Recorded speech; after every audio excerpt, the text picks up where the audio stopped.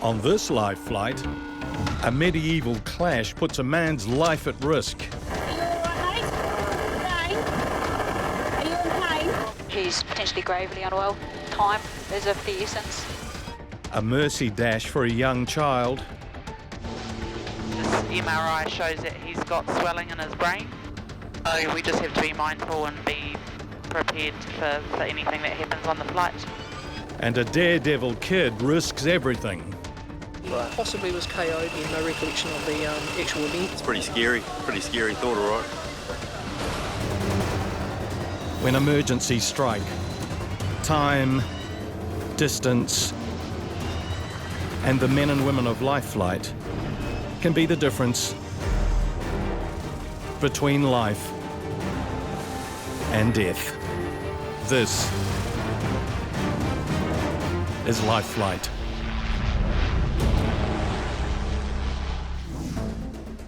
The life flight team are responding to a critically ill man, but crewman Julian Byrne's first challenge is locating a suitable rendezvous point. Just trying to sort out a landing site. I'm told to go to Oxford Park, the area. Column 01 Wellington, 2 minutes. Behind the controls of the Westpac rescue chopper is pilot Harry Stevenson. Intensive care paramedic Hannah Latter has an update. What are we going to, Hannah? It's a 40-year-old male who's come off his horse. I think he's been trampled with head and chest injuries. Rodney Walker was thrown by his horse while training for an upcoming medieval jousting competition. He has stopped breathing multiple times and his condition is worsening. Crew on scene have decided that he's very unwell. He's status 1 with an altered level of consciousness. He's very, very unwell, potentially gravely unwell. Situations like this, time is of the essence. That's it, right there. Right there. Right, yeah. Oh yeah, got the fire engine sight there. Roger. You'll set secure, guys. Set secure, thank you. Column 01 Wellington, a bit of a tailwind located and on descent. The ambulance team are at the landing site in Upper Hutt.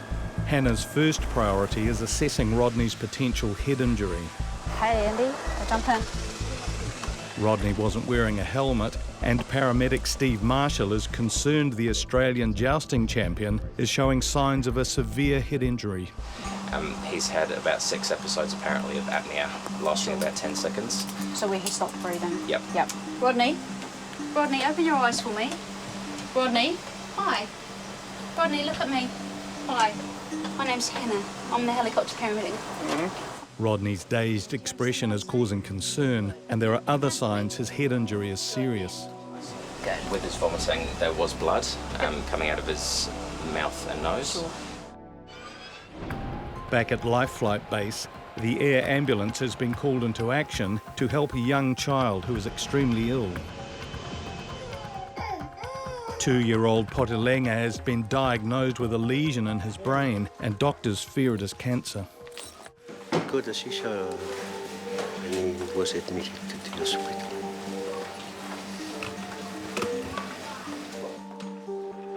The family are being rushed to specialists in Auckland. Flight nurse Becky Oliver is concerned more seizures could obstruct his airway mid-flight. We've got some gear, we've got an ambu bag if he stops breathing. He's got 2 IVs. They're just there in case we need to give in any emergency drugs. Potelenga's lesion was discovered after the 2-year-old suffered a seizure at home. Grandparents Legawa and Macau are doing all they can to comfort the ill child. Those from Auckland needs to make an operation. They just take a little bit of tissue out and then they're going to work out from there. Specialists in Auckland will test the lesion to determine if the 2-year-old has cancer. They're on the right. We'll go. Becky is focused on making sure Potelenga doesn't seize mid-flight. Back in Upper Hutt, Hannah needs to act quickly to prevent medieval jouster Rodney's suspected brain injury from worsening. What I think we'll do is we'll load him straight onto the helicopter when running, okay? Because I think time is of the essence. The guys have got him packaged up really well, so what we're going to do, we're going to take him out into a rigid forward, load him straight onto our stretcher, whack some monitoring on him, and just go to Wellington. It's a nice quick turnaround. Rodney travels the world competing in professional jousting competitions and appearing in TV shows and films.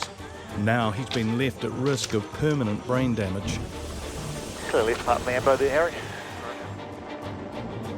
Good speed, guys. We'll be there in about 5 minutes. Rodney, are you all right, mate? Jane, are you in pain? Hannah increases Rodney's medication as the team land at Wellington Hospital, but pressure on the jouster's brain could be increasing. How old are you, Rodney? I can't remember. Okay. The life flight team are responding to a new emergency on a remote motocross trail. Harry and crewman Logan Taylor have no time to lose. Access is a bit limited, so we've been told it could be a possible winch job. So we're responding now, so we've set up for a winch. The biker is stranded deep in a forest and there are long communication delays. Paramedic Nigel Stevens is preparing for the unknown. Yeah, we have limited details at this stage, but what we do know is we're getting responded to a male patient. The ambulance crew on scene have described the status as serious. 14-year-old daredevil Logan Reri is suffering intense back pain after he was flung from his motocross bike. Harry is concerned the weather is closing in. It's a 35 knot nor'wester, so that means it's pretty rough, fair bit of turbulence, might be a bit bumpy. The teen biker could have back injuries and a broken neck, making a bumpy air journey risky. No further updates from the scene, so once we get there we'll have to assess what's going on. A teenager has lost control of his motorbike and crashed deep in a forest. There is no cell phone reception and the team cannot locate the crash site. Got some motocross riders coming down the track here. Right, it's an amber on the road there. So they're saying there's a landing site in the field next to the ambulance area. A quad bike is carrying the patient out of the forest as the team touch down. All right, cleared out there, guys. Right, off comes. Event organisers have immobilised 14-year-old Logan, concerned the young daredevil has seriously injured his neck. Hi, Logan. Nigel, flight paramedic. Okay. Get you off the road and move you over here, okay? All right. Just nice and slowly. Anywhere near it. Logan was competing in a motocross race. Event organiser Glenn O'Hara found him deep in the forest after the alarm was raised by other riders. It sounds like he's had a hole and come off, hurt his back. A lot of other riders stopped, helped out until some other marshals and the ambo lady got down there, so no one actually knows how he fell off. Intensive care paramedic Sharon Cretney trekked through the bush to assess the injured rider. He doesn't know how he's landed. He possibly was KO'd because he doesn't remember the fall. Right. He was conscious when I got to him, but again, no recollection of the actual event. Logan's helmet may reveal clues to the extent of the head trauma. Dad Russell is worried his adventurous son could be seriously injured. Oh, that's pretty scary thought, all right. Back in Wellington Hospital, professional medieval jouster Rodney is suffering significant memory loss after being thrown from his horse. What happened? So, we think you've fallen off your horse. Are you able to remember what you were doing this morning before all this happened? No. Okay. What's the last memory that you've got?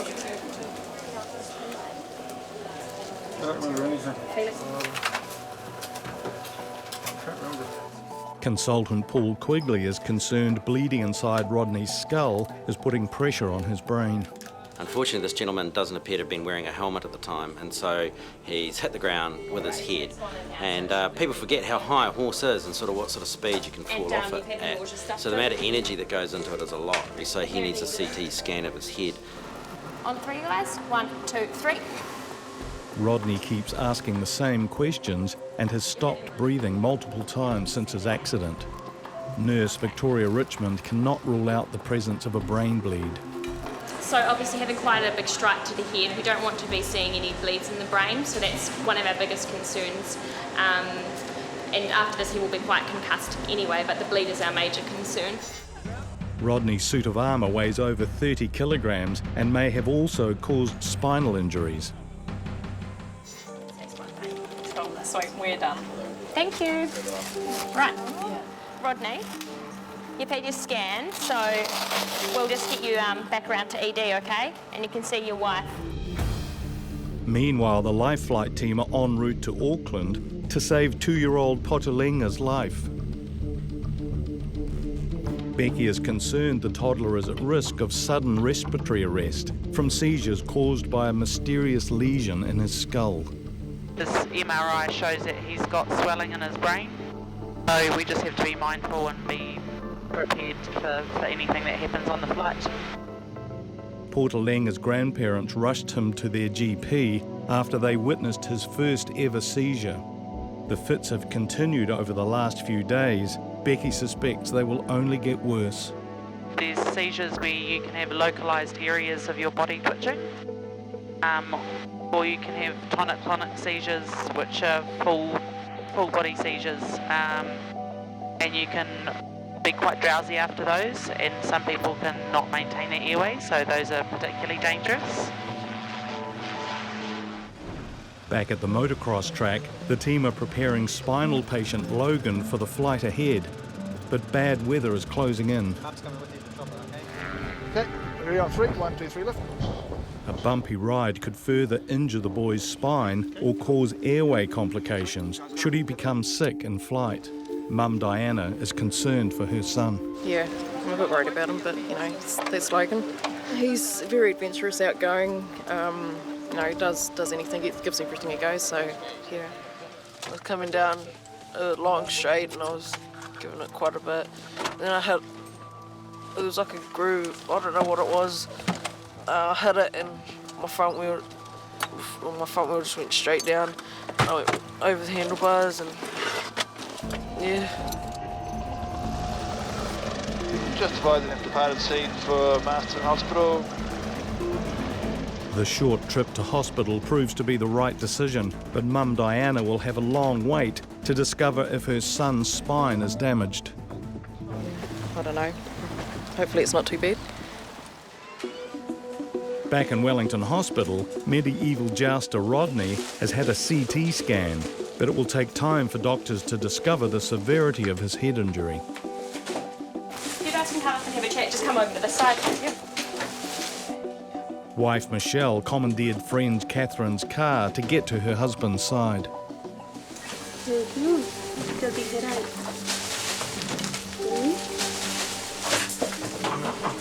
What happened? You came off a horse. Rodney started jousting 22 years ago, and ex-jouster Michelle is used to seeing her husband in hospital. But this time the consequences are potentially life-changing. They're watching him and he just kept whacking out, and then he stopped breathing, and I gave him a compression on his chest on one side just really hard, and he went and started breathing each time. Michelle recently retired from jousting herself and has spent the last 2 decades travelling the world with her husband competing in the high-risk sport. Can you hear me? You okay? Do you know where you are? No, you're all right. Don't remember anything? Rodney's distress is increasing, a sign he has significant concussion. You're just in hospital. What happened? The Life Flight team are on a mission to save a man badly burnt in a farm accident. Logan and pilot Dean Herrick are concerned bad weather might force them to abandon the rescue. A cloud up there. Yeah, mate, still getting good with it. Capital 01, we might make a run for a gap in the hills here if we vacate on this heading. The injured man is over 75 kilometres northeast of Wellington, near the town of Longbush. Intensive care paramedic Hannah Latta has discovered some concerning details about the accident. The person who's injured has tried to ignite a fire with an accelerant of some description, and it's burnt back, so it's flashed back into his body. If you've got that in your airway, it means that it becomes an emergency very quickly because the airway starts to swell. A man is seriously burnt after throwing petrol on a wood pile he had attempted to light earlier in the day. The Life Flight team are his best chance of getting help quickly. Oh, and there's the offending burn pile. Weather conditions are getting worse. Every moment on the ground could leave the team stranded, far from base. Clear out. It looks like we might better just load and go. Paramedics John Wells and Christine Gorry have been giving Mike treatment, but the burning may not have stopped. G'day, Mike. Have you got any medical condition I need to know about? Michael and wife Helen were doing their first big clean-up of the property since buying it a year and a half ago. But the holiday working bee has ended abruptly. There's time for a farewell kiss, but the team have to get going before they lose all visibility. Set secure back here, thank you. Roger. Alright, plan is head straight ahead there, Logie. Roger that, mate. The Life Flight plane is at 17,000 feet. 2-year-old Potilenga is distressed, but there is little that Becky can do to calm him. He's just having a little bit of a cry. Granddad and I have just swapped seats so he can see Granddad and not see a stranger. Probably got a big headache too. Lagawa has cared for his grandson since birth, and his concerns are growing after learning Potilenga might have brain cancer. But no way he's great. He just probably wants a cutaway. Not really safe for us to get him up in the middle of the flight though. Becky is doing her best to reassure the worried grandfather as the team touch down in Auckland. But the family remain on tenterhooks as they face the prospect of learning Potilenga's fate at hospital. There you go, you can give him a hospi line. Because it could be surgery, it could be chemotherapy or radiation, depending on what they decide it is. It's pretty terrifying for somebody who hasn't seen it before as well, especially if it's your own child or grandchild. It must be really scary for these guys. The lesion in Potilenga's brain is time-critical and life-threatening. Specialists must work quickly to determine the best course of action. Meanwhile, the Life Flight team are attempting to outrun bad weather, but en route, Mike's skin is starting to peel off on his extensive burns. Hannah attempts to cool the wounds and reduce his pain. He basically threw a bit of petrol on the fire to help ignite it, which flashed back and caused those burns. The problem with petrol is it's quite oily and it stays on the skin for quite a while, so it could burn quite a prolonged period of time. The team managed to beat the weather to Lower Hutt, but Mike has a long journey ahead. Pop up in here, Mike. Grab a seat on the bed there. First day of the holidays and I decided to do this. Michael first attempted to light the wood pile early in the morning, and when he came back at the end of the day, there were no signs it had lit. Yeah, it just never took off. So I just thought I'd go around the other side and just, see if we can burn it down a bit and, burn myself instead. Yeah, just a bit of petrol and it happened. Yeah, like you hear it first. Oh, as everyone says, it's never going to happen to you, but it happens. Yeah. Specialist treatment will be needed to reduce the effect of Michael's burns, but plans for the rest of his holiday will have to go on hold. 3 days after being released from hospital, Rodney has made it to the jousting competition, but is having to watch from the sideline after being thrown from his horse. I feel a bit better. Yeah, I felt pretty lousy yesterday. Slept all the day before that. Here they go again.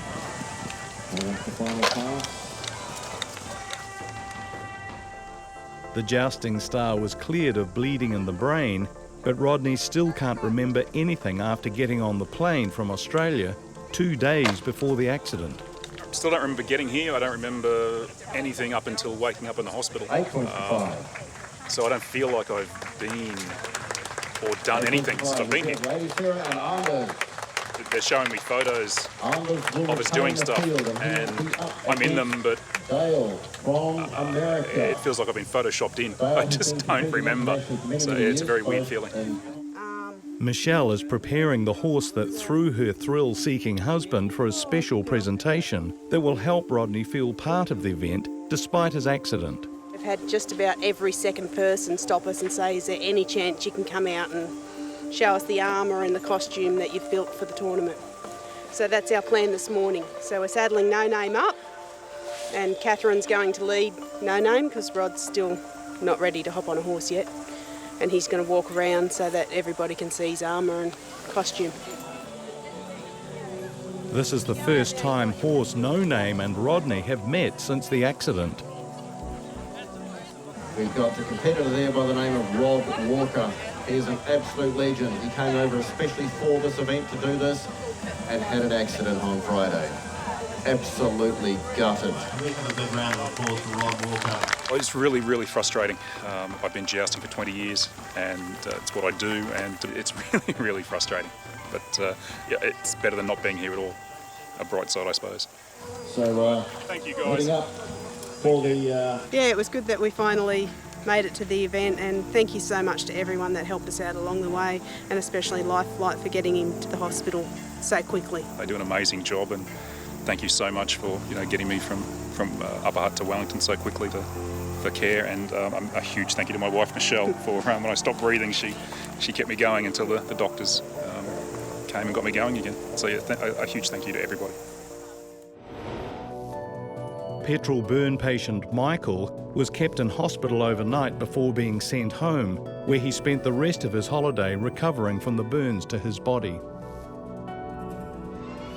Specialists confirmed the lesion in 2-year-old Potulenga's brain was cancerous and began chemotherapy immediately to shrink the tumour.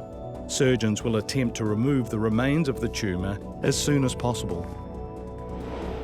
Daredevil motocross rider Logan spent the night in hospital. Doctors confirmed he had no broken bones and he has since returned to the motocross track.